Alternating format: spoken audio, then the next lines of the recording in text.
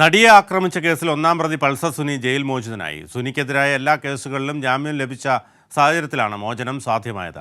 അനുമതിയില്ലാതെ വിചാരണ കോടതി പരിധി വിട്ട് പോകരുത്, മാധ്യമങ്ങളോട് സംസാരിക്കരുത് തുടങ്ങി കർശന ഉപാധികളോടെയാണ് പൾസർ സുനിക്ക് ജാമ്യം അനുവദിച്ചത്. വിവരങ്ങൾ ഉമേഷ് നൽകും. ഉമേഷ്, വിശദാംശങ്ങൾ. നടിയെ ആക്രമിച്ച കേസിൽ കഴിഞ്ഞ 7.5 വർഷമായി റിമാൻഡിലായിരുന്ന പൾസർ സുനിക്ക് കഴിഞ്ഞ ചൊവ്വാഴ്ചയാണ് സുപ്രീം കോടതി ജാമ്യം അനുവദിച്ചത്. ഒരാഴ്ചയ്ക്കകം വിചാരണ കോടതിയിൽ ഹാജരാക്കി ജാമ്യം നൽകണം എന്നുള്ളതായിരുന്നു സുപ്രീം കോടതിയുടെ നിർദ്ദേശം. എന്ന് മാത്രമല്ല, ഈ ജാമ്യ വ്യവസ്ഥകൾ എന്തൊക്കെ വേണം എന്നുള്ളത് വിചാരണ കോടതിക്ക് തീരുമാനിക്കാം എന്നും സുപ്രീം കോടതി നിർദ്ദേശിച്ചിരുന്നു. ഇതിൻ്റെ അടിസ്ഥാനത്തിലാണ് ഇന്ന് പൾസർ സുനിയെ കൊച്ചിയിലെ വിചാരണ കോടതിയിൽ ഹാജരാക്കിയത്.